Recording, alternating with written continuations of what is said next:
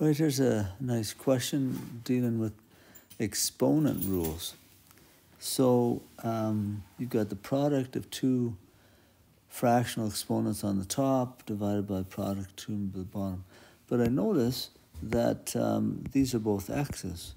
So that's the quotient rule because you're dividing those two. So when you're dividing common bases, subtract their exponents. So that would just be x to the 4/3 minus a negative 8/3.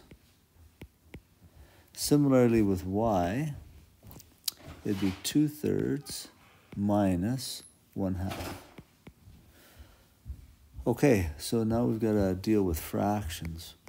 So minus and negative, those two minuses would cancel to be positive. So, and it's thirds already. So I just have to add the top two. 4 plus 8 is 12. And then y to the 2/3 minus 1/2. Sixths. I have to make them both sixths. So the first one times by 2, that'd be 4. Second one times by 3, so that'd be 3. So I have x to the 12 divided by 3 is 4. And then this will be y to the 1/6. So you can write your answer like that. If they say write anything fractional exponents as radicals, I could do that. I'd leave the x to the 4th alone because it's not a fractional exponent.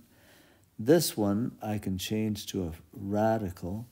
The y goes inside, the 6 becomes the index, and the 1 becomes the power of y, which I can put in if I want, but you don't have to. So either that answer or that answer.